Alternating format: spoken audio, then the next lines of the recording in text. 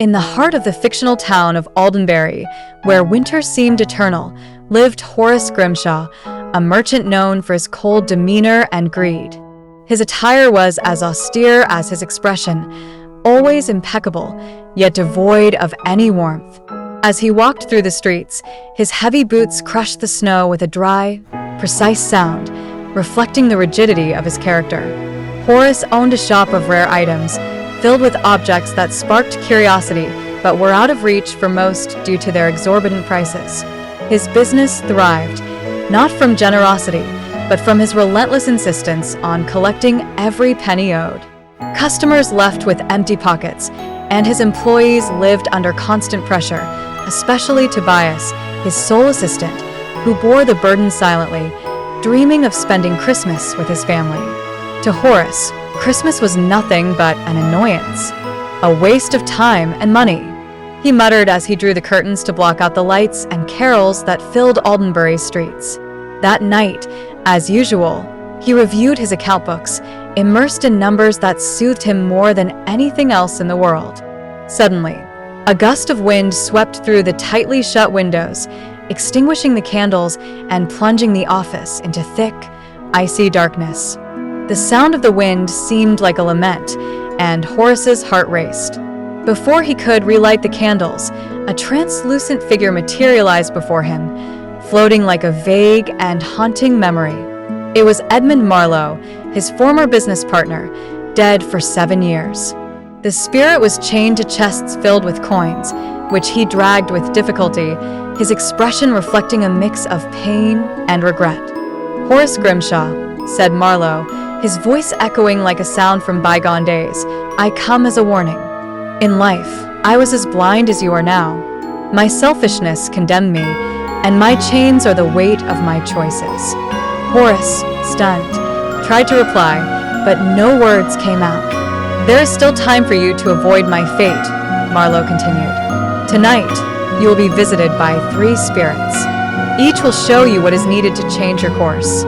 The figure vanished as suddenly as it appeared, leaving Horace alone in the darkness, the sound of chains still ringing in his ears.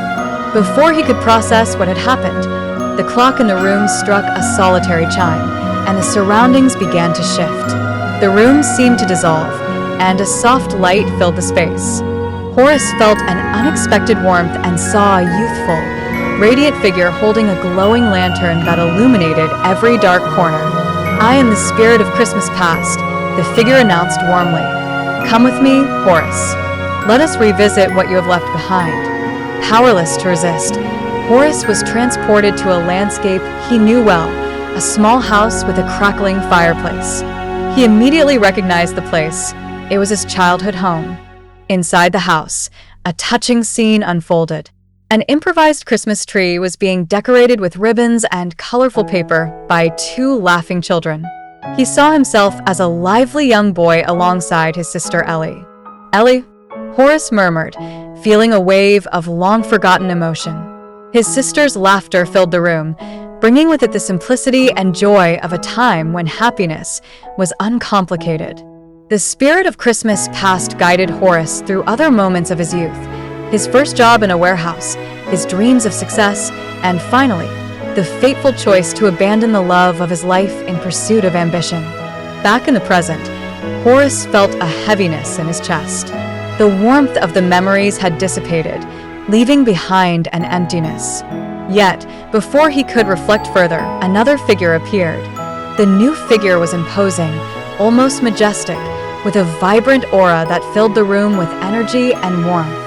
It wore a robe adorned with patterns that seemed to move, as if telling stories of joy and celebration. Its voice was deep and resonant, carrying an air of authority mixed with empathy. "I am the spirit of Christmas present," it announced. "Come, Horace. There is much to see." Before Horace could respond, the room vanished, and he found himself on a snow-covered street, illuminated by candlelight and brimming with life. Children ran about, laughing and throwing snowballs, while families passed by with baskets of food, warmed by the promise of a shared feast. The spirit led him to a modest house on the outskirts of the town. Through a frost-covered window, Horus saw Tobias, his assistant, sitting at a table with his wife and child. Despite the simplicity of their meal, the joy was palpable. Little Timothy, frail and sickly, led a Christmas carol with a sweet, cheerful voice, though his movements were slow and careful. "They seem happy," Horus remarked, surprised. "They are happy," the spirit replied. "But notice what is missing." Horus observed the small table and the patched clothes of Tobias and his family. Everything spoke of hardships faced with courage. Timothy's fragility was evident, yet his joy radiated something Horus couldn't quite grasp.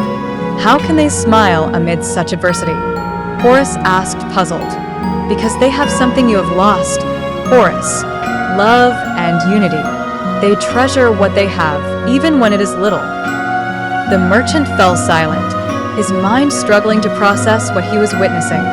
The spirit of Christmas present took him to other parts of the town, revealing different celebrations. A family of laborers sharing a simple meal, children in an orphanage receiving donated toys, and even an elderly woman lighting a solitary candle, her face lit with a smile of gratitude.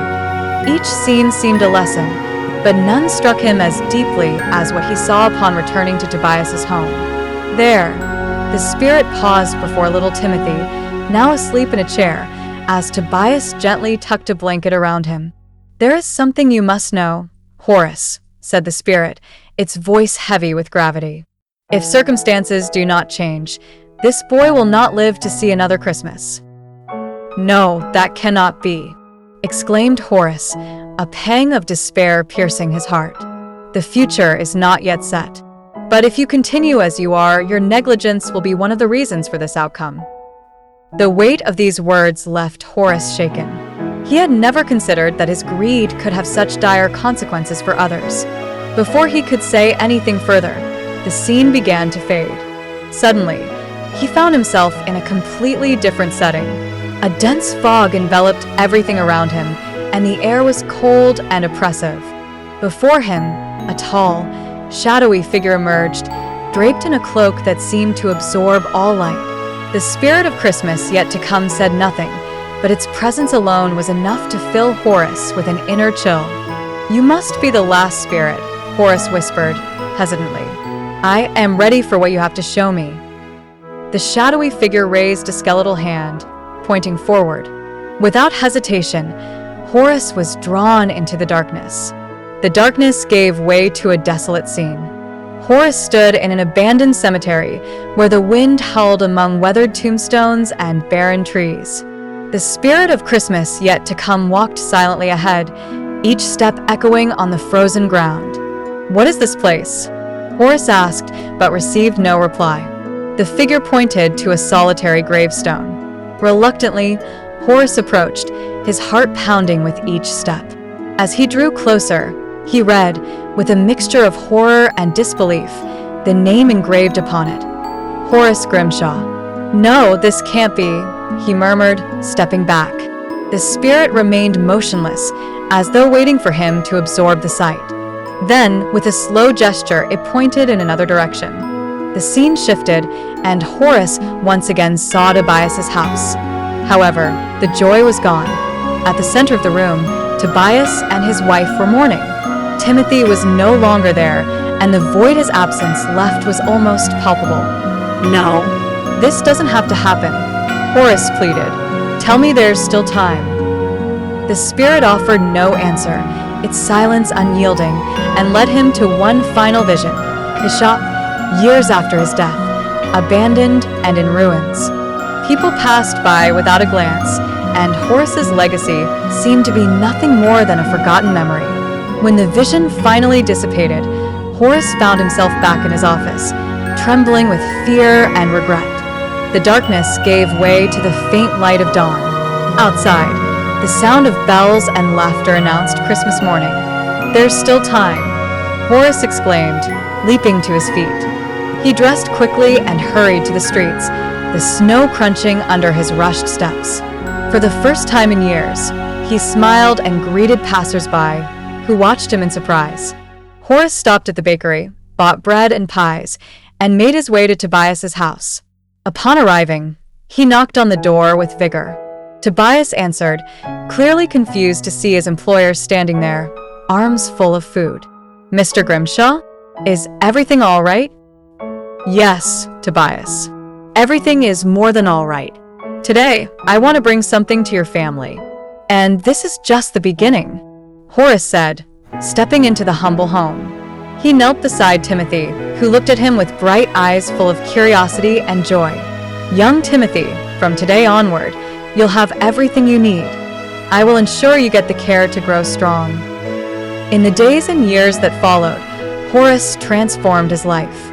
He became a benefactor to the community, using his wealth to improve the lives of others. Tobias was promoted, and Timothy, with proper care, fully recovered, becoming a symbol of hope for Alderberry. Horus's transformation became a local legend, a story passed down through generations. In his old age, he was known as the Christmas man, beloved not for the gold he once hoarded, but for the happiness he shared. In his final words, Horus often said, I learned that the true value of life lies in the connections we make and the good we leave behind. And so, Horus Grimshaw found peace, surrounded by a legacy of love and generosity, redeeming his soul and transforming his town forever.